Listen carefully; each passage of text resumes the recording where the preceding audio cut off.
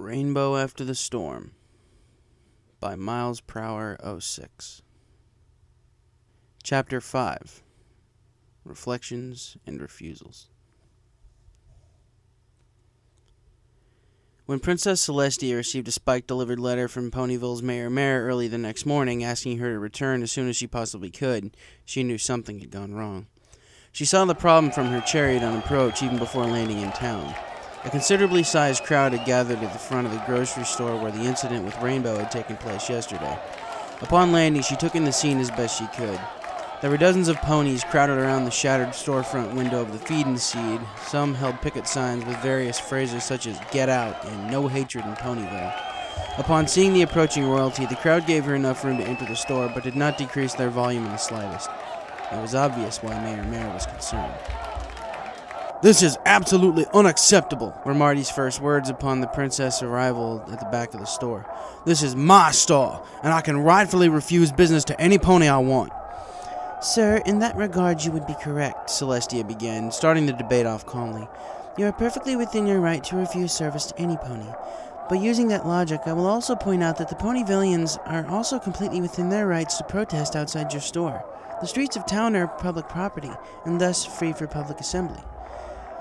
Further, you need to recognize the impact of what you did yesterday. The Apple family founded Ponyville, and you sorely disrespected them. And what's more, you publicly demanded the arrest of the distressed sole survivor of the worst serial killing spree in our town's history. And the worst part is, you don't seem to care," Mayor told him. "Filly fooling is disgusting behavior, and I will not do business with one," Marty said defiantly. "Fine. I'll be more to the point. I do not have enough guards present to protect you from the townsfolk, nor is it my duty to protect you, especially considering your hateful behavior. If you don't begin backpedaling, and I mean right now, you might have to be concerned about more than your business.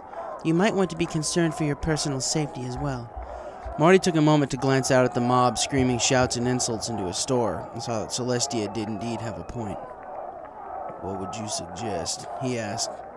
"Diffusing this situation as quickly as possible. Reinstate business with Sweet Apple Acres, drop the charges against Rainbow Dash, and personally apologize to them both," Celestia told him.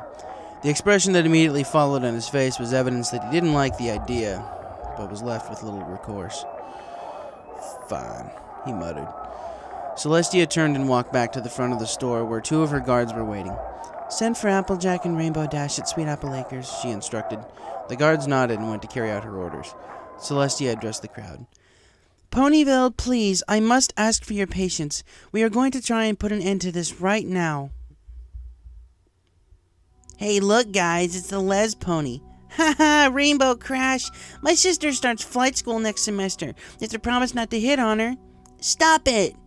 "Ooh, what's the matter? You not getting enough kisses from your mommy this morning?" "Mwah, mwah."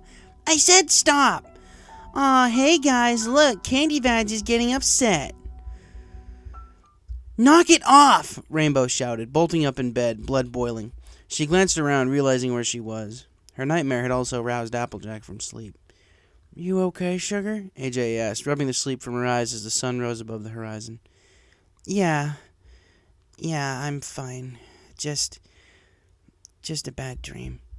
Their hooves were barely on the floor when there was a knock at the door. The two of them looked at the clock and realized that they had slept in for once. It was nearly 9 a.m. Applejack went to the door and was greeted by one of Celestia's royal guards. "Good morning, Miss Applejack. Her Royal Highness has requested both you and Miss Rainbow Dash at the Feed and Seed as soon as possible. They have a situation there," the guard reported quickly. Thank you, sir. We'll be there as fast as we can," AJ replied. With a nod, the messenger was on his way, leaving Applejack and Rainbow to try and get ready in a hurry. "That was fast. I wonder what's going on," AJ commented. Ponyville Schoolhouse. "All right, class, let's settle down. Now, before we go to lunch, what topic should we have for today's discussion time?" Cheerily asked, standing at her podium, getting the chatty class quieted down and under control. "I know, Miss Cheerily. We can talk about all those ponies out in front of Marty's store," Apple Bloom suggested. She heard the commotion on the way to school that morning. "Oh, I don't know about that, Apple Bloom. I don't think that topic is really appropriate for foals as young as you to discuss," Cheerily explained. "Why not?" "Because they're protesting that your sister's a filly fooler," Diamond Tiara rudely broke in. Well, that's not exactly true, Cheerilee tried to say, but was cut off. What's a filly fooler? It means that your sister would rather marry a mare than a stallion. That's enough, Diamond Tiara, the schoolteacher said, now attempting to get the situation under control. Oh, I still don't understand why all those ponies would be angry. They're angry because your sister is unnatural. Not another word, Diamond Tiara. And just what the hey is that supposed to mean? Don't you get it? Your sister is a filthy, disgusting excuse for a pony. She's almost as bad as the Cupcake Killer. Diamond Tiara! Luckily, Scootaloo reacted well before Miss Cheerilee and leaped up to hold Apple Bloom back as she jumped out of her chair and lunged at Diamond Tiara. That's my sister you're talking about, you stuck-up brat! Apple Bloom screamed. The rest of the class looked on in shock and surprise, and Diamond Tiara, astounded that Apple Bloom was now intent on knocking her teeth out, held her tongue. That is enough! Cheerilee shouted sternly, in a tone that the class had never heard before. It brought an end to Apple Bloom's struggles to get at Diamond Tiara, as well as any murmurs among the class. Diamond Tiara, Scootaloo, switch seats now. Diamond Tiara, for ignoring me, you will stay inside for lunch hour and recess. I'm honestly surprised at you, saying those awful things when they're simply not true. I will be having a chat with your father. Apple Bloom, you will stay after class. The situation finally under control, discussion time was cut short, and Cheerilee realized her class needed time to unwind, so she let out for lunch early, leaving Diamond Tiara in the classroom to pout with her lunch.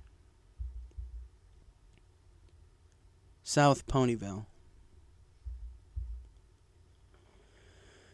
After making themselves presentable, Rainbow and AJ headed down the path to Ponyville at a quick trot's pace, and they weren't even in town yet before hearing the commotion.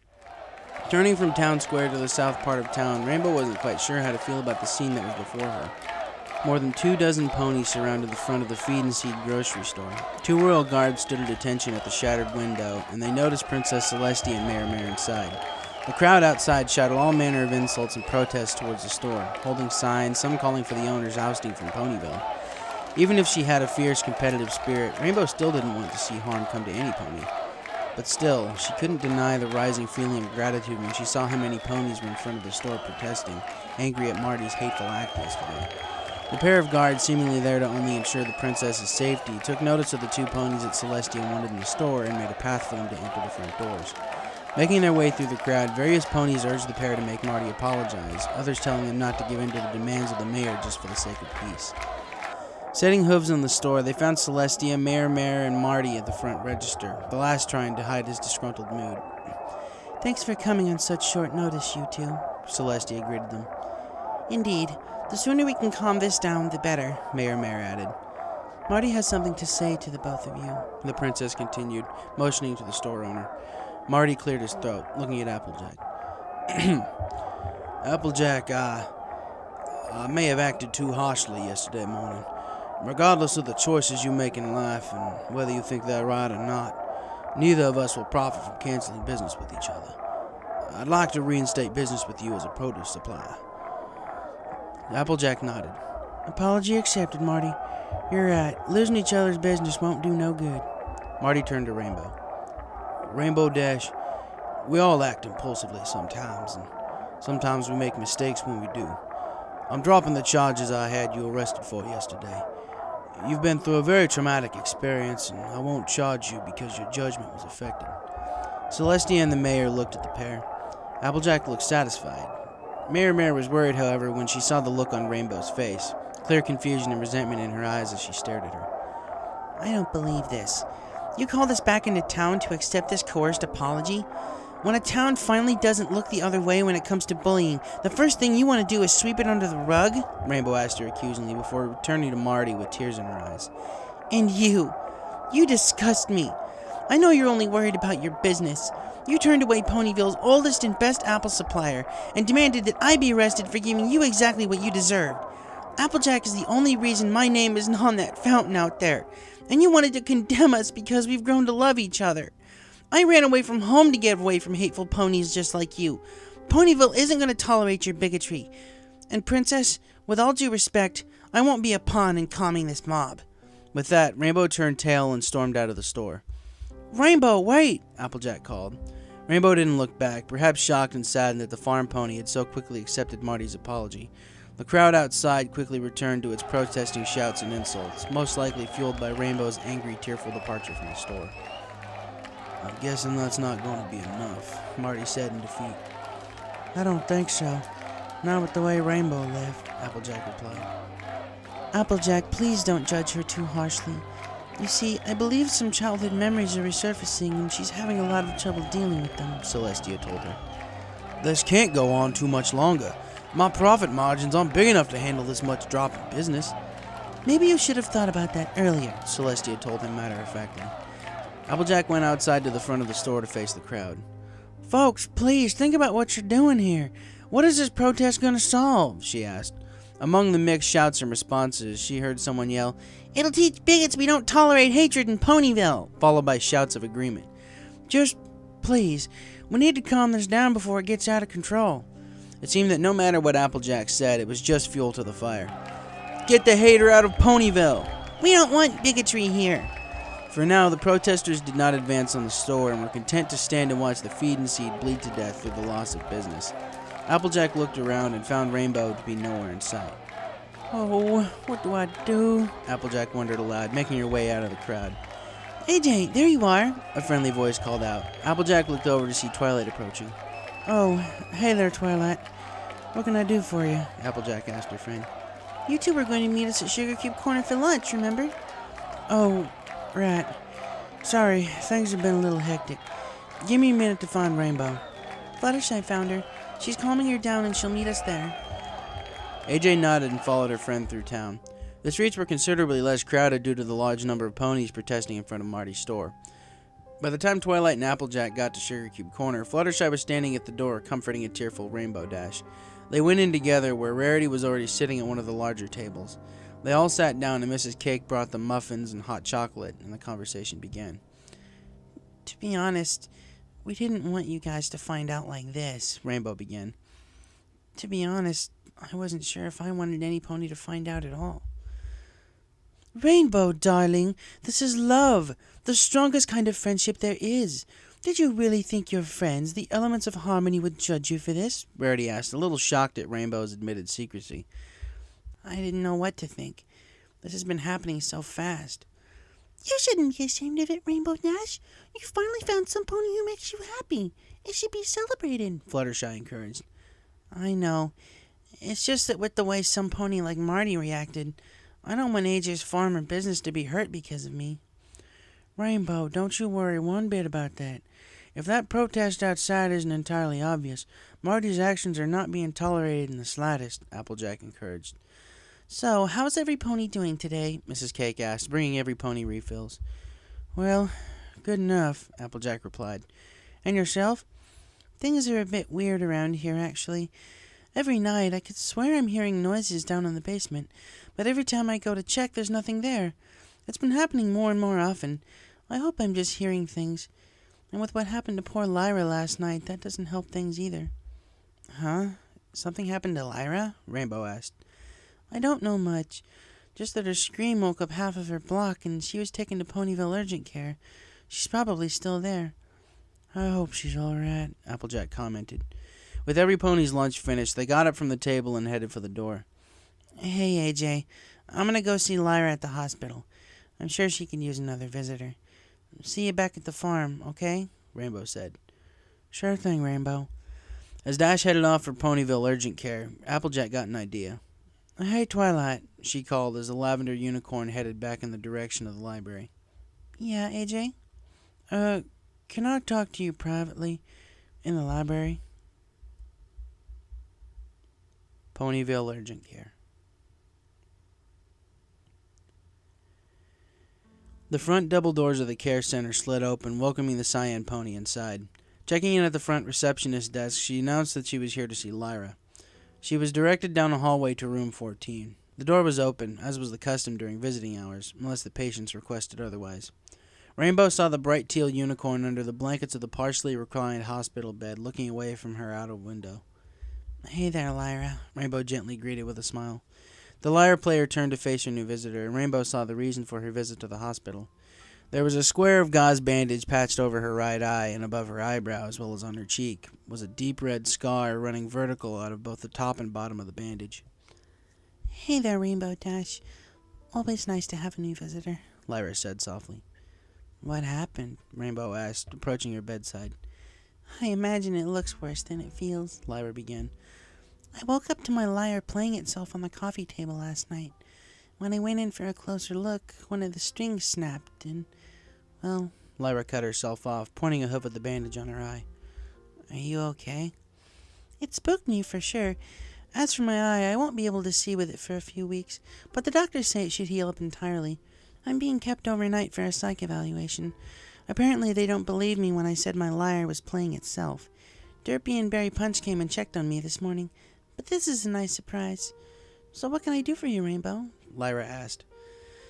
Well, actually, I came to talk. You see, I need to know how you did it. Did what? You and Bon Bon. How did you two handle being together? Lyra stared at Rainbow for a few moments and saw that she was sincerely interested. Why do you ask? Applejack and I are seeing each other. One of AJ's customers didn't take too kindly to it. Ah, so that's what all that fuss outside is about. That hateful bigot is going to deserve whatever's coming to him. So, how did you and Bon Bon do it? How did you avoid all the ridicule and hate? Lyra cleared her throat as she prepared to give Rainbow her explanation. Because we kept it in private. We kept our affection for each other in public to a minimum. No pony else needed to know. Why not? Why didn't you celebrate your love for each other? Why is it okay for colt and mare couples to show affection for each other in public, but ponies like us have to keep it behind closed doors? I'll be honest, Rainbow. I don't know. It's just the way things are. But Bon Bon and I didn't care. We had each other, and that's all that mattered to us.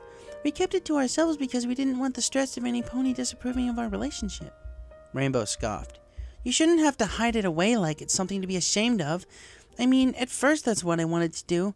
But then because of what Marty did yesterday, that's no longer an option. And now, suddenly, I feel proud of it. I want it to be out in the open, she argued. We didn't view it as hiding it away. Our relationship was personal. It was no other pony's business.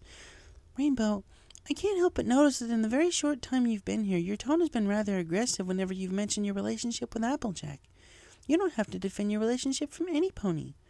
So I just let them say whatever they want? Rainbow shot back. Let me ask you a question. Do you love her? Absolutely. What kind of question is that? An honest one. One you should be constantly reminding yourself of in these first days. You don't want to have to keep defending Applejack in the manner you did yesterday, or you might find yourself in a situation where you won't be able to be with her, Lyra cautioned, essentially advising Rainbow to keep her temper in check. You don't understand.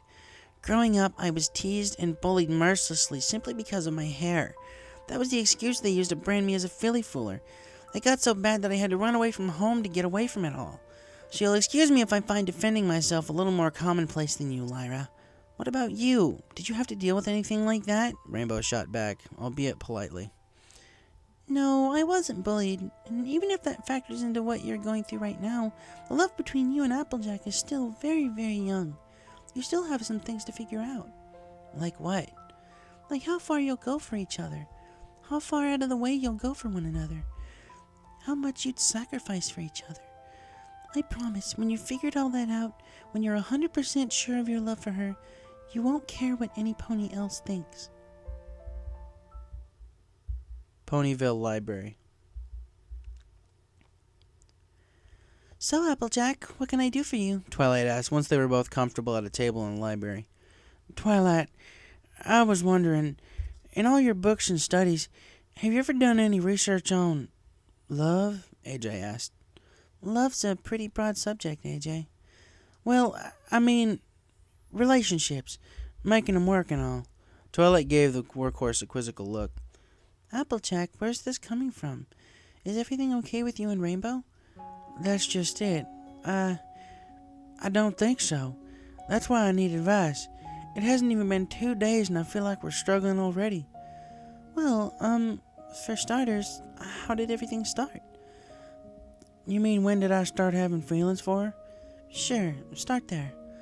Well, I guess a small part of it was way back when she came to Ponyville, 3 years ago after running away from home.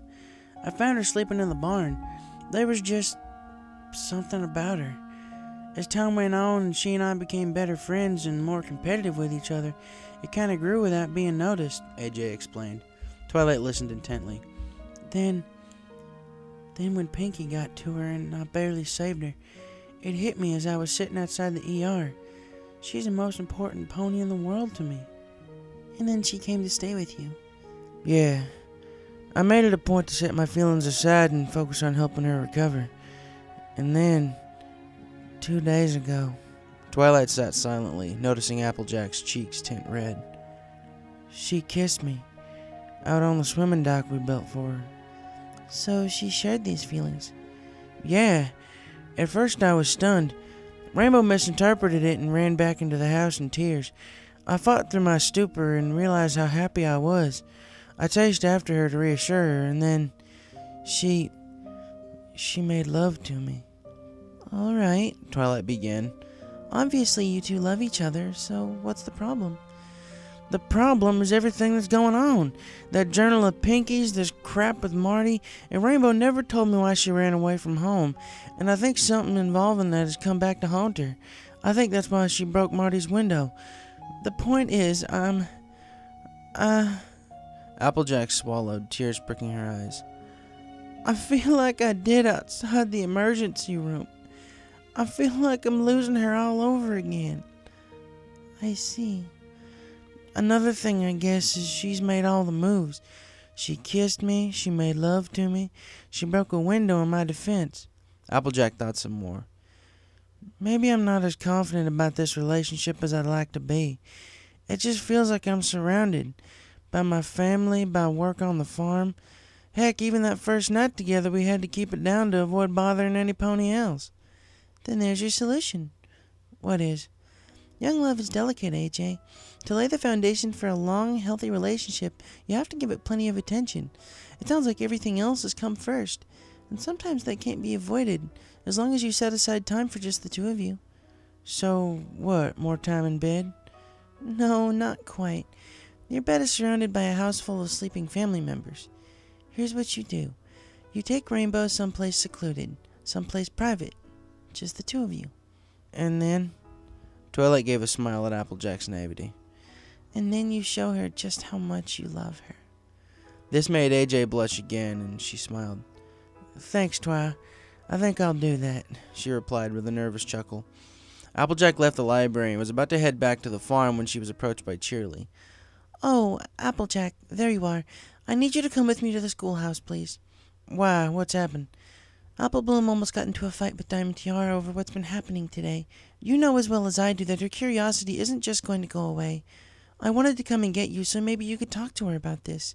You're her legal guardian, so I wanted to check with you. Applejack let out an exasperated sigh. I do not need this right now. All right. I'll talk with her. The two ponies made their way to the southwest corner of town where the schoolhouse was. The schoolyard was empty due to class getting out a half hour earlier. They entered the classroom where Apple Bloom sat at her desk with a worried, angry look on her face. Okay, Apple Bloom. First, I want you to know that you're not in trouble. I just wanted Applejack to come by so she can explain things. She could probably do it better than I can. First off, what happened, sis? Applejack asked.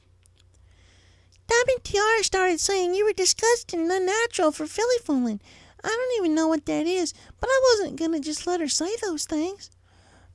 Apple Bloom, I'm going to have a chat with her father right after we're done here, so you don't have to worry about her, Cheerly told her. And besides, just because she says these things about me doesn't mean you can start swinging your hooves. She may be a bit of a brat, but she's entitled to her opinion. Believe me, sis, nothing Diamond Tiara says is going to matter all that much to me. So what is all this filly fooling talk going around? What's going on at Marty's store? Apple Bloom asked. Applejack cleared her throat and took a seat in front of Apple Bloom's desk. Sis, I'd say under more controlled circumstances you're too young to hear this, but here it goes. Filly fooling is when a mare loves another mare.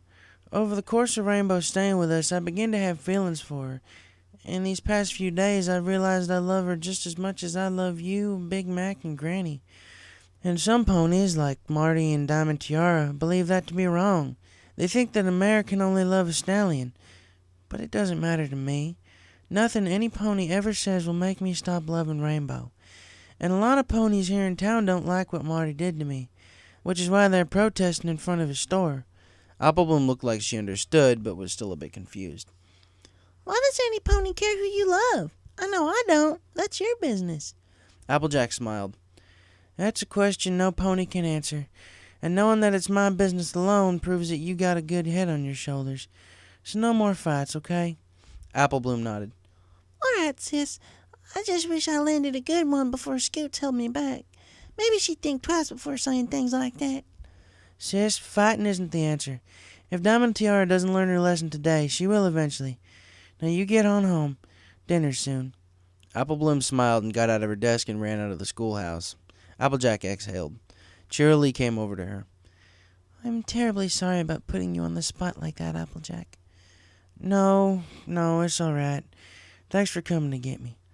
If it's any consolation, I agree with those protesters out front. What he did was hateful and wrong. I appreciate that, Miss Cheerily. I just hope it doesn't get out of control. With that, the two ponies bid each other farewell, and Applejack made her way out of Ponyville back towards the farm, making sure to stay clear of the protests continuing at Marty's store as the sun began its final journey toward the west horizon. She began to wonder if they would even go home for the night. She certainly hoped so. Ponyville needed some peace after today, that was for sure. She arrived back at the farm and was greeted by the aroma of crispy hay fries, apple cider, and hot apple crisp for dessert.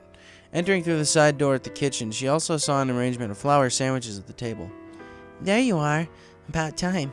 Every pony's starving, Rainbow said. Applejack smiled at her. Rainbow always seemed more her usual self now that she was back here. It felt great to sit down to a nice, home-cooked meal after the stressful day they'd both had. "So how did everything go today?" Big Mac asked, with Granny Smith also wanting to know. At first, Applejack wanted to berate her brother for bringing up the topic over dinner, but figured that they had a right to know. It's hard to say. I agreed to reinstate business with Marty, but I don't think that did any good. The protesters didn't budge at all, Applejack reported. Part of her wanted to ask Rainbow why she didn't just move on and accept Marty's apology, coerced or not. She suspected it had something to do with her childhood memories that she'd managed to keep buried until now. They'd finished the main course and were just about to start dessert when there was a knock at the door. "Now who could that be this time of the evening?" Applejack asked, going to answer the front door, visible from the kitchen down the hall. She opened the door and came face to face with Marty. Hey, Miss Applejack. I was wondering if I could speak with Rainbow Dash," he requested sullenly. Applejack carefully considered his request, then called to Rainbow from the front door. Rainbow came around the corner where the dining table sat, and her eyes widened briefly in surprise, then took on a look of annoyed anger. "What do you want?" she asked, coming to the door.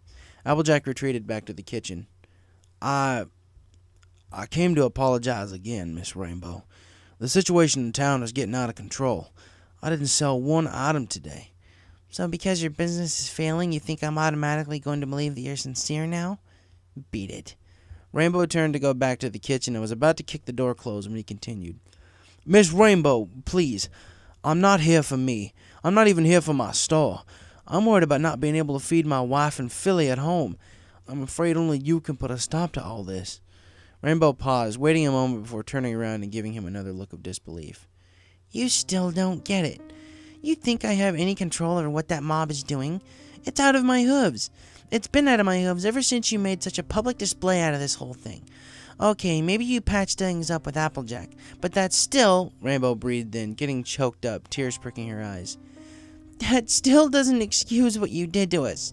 You exposed us. You let all of Ponyville know about our relationship, thinking they'd take your side. Well, they didn't, and now you're paying for it. And you have a family? Really? Well, why didn't you think about them before you made this whole mess?" Marty couldn't reply. He had no ground to stand on. "Now get off this property. We're having dinner," Rainbow said, turning her back and closing the door. Applejack saw Rainbow come back into the kitchen crying. Enough was enough. She set her piece of apple crisp down and got up from the table. "I'm taking Rainbow for a walk. Don't wait up for us," Applejack said, walking to Rainbow's side, putting a hoof around her shoulders. "Come on, Dash. Let's go." Rainbow simply nodded and followed Applejack out the side door towards one of the orchards. When they got far enough away from the house, Applejack walked side by side with her upset mare friend. "Rainbow, it's tearing me up inside seeing you like this. I just think there are some things that you need to get off your chest. I've never seen you act the way you did today." Rainbow sniffled. swallowing, taking a few moments to gather her thoughts as they walked through the apple trees. I never told you why I ran away, did I? No, you didn't. Rainbow took another few breaths. Growing up in Cloudsdale, I was always bullied for being a filly fooler, and back then it wasn't even true. They just used the color of my mane as an excuse. It went on day after day after day. It never stopped. When I tried telling the instructors, they just did it behind their backs. When I tried ignoring them, they got in my face. And that's when I started fighting back. I was good at it too. All that pent-up anger. I wasn't going to be defenseless anymore. I didn't sit so well with my parents. Fighting got me reprimanded, but it was the only way I could make the bullying stop. When it got me expelled, my parents wanted me to apologize to the school and the ponies I fought with. And that would have just put me right back to square one. I wouldn't be able to show my face in school again. I refused, and my dad kicked me out. Applejack comforted her friend as fresh tears fell from the cyan pony's eyes. Rainbow, I'm so sorry you had to go through that. It's not your fault. You were actually the first one in a long, long time to show me any compassion. I haven't seen or spoken to my mom and dad since that night. And I'm glad I haven't. Maybe I wasn't fit to be their daughter. They weren't fit to be parents, that's for sure. Rainbow, what a thing to say. They did raise you after all. Sure didn't feel like it those last few years. They didn't bother to notice when I came home from flight school stressed out day after day. They didn't hear me cry myself to sleep at night after night after night. What was I supposed to do? They didn't listen. They didn't care. I was alone. So I took matters into my own hooves, and when they still didn't hear me out, I figured I was better off away from home. So you haven't seen either of them in 3 years? Applejack asked, still surprised at that fact. Rainbow shook her head. I still don't know what I'd say to them. I'm not even sure I could forgive them. Luckily, I managed to steer clear of them during the Best Young Flyers competition. So all in all, that's why I did what I did to Marty. I've had to deal with bullies all my life over things that weren't true. And I wasn't going to tolerate another one hurting you or your business over the first thing that was true. He gets no sympathy from me if Ponyville wants to hang him out to dry. They came to a single secluded apple tree in the orchard. There was a clearing of at least 20 feet all the way around. So what is this? Rainbow asked. This was the first apple tree I planted after being put in charge of the farm. When Mama died after Apple Bloom was born, I was still too young to do anything but simple chores. Big Mac and Granny Smith kept things afloat until I was old enough, and then Big Mac and I got equal shares of the acres. AJ turned to Rainbow, who stared at the tree. We've had a very tiring day, and I figured we both need to unwind. Away from the house, away from the family. Just you, AJ paused, planting a quick peck on Rainbow's lips. And me, she finished, kissing her again. Laying down with Rainbow under the tree. They lay in the grass under the apple tree as the stars and moon shone over them. Recalling that she had told her family not to wait up, Applejack snuggled into Rainbow, taking in the sweet scent of her mane, and together the pair fell asleep. Applejack wasn't sure how long she'd been asleep, but all of a sudden her eyes shot open and she was still there, in the orchard with Rainbow, the stars and moon still bright in the sky. But she felt very cold, very fast. She knew something was wrong. Upon sitting up to investigate her surroundings, Applejack was forced back down, suddenly and without warning, and found her hooves pinned to the grass by another. She couldn't do anything but draw in a short, frightened breath as she gazed up at her attacker, at the long, straight mane shrouding the face like a curtain. And she looked into the eyes of Pinkamena Diane Pye.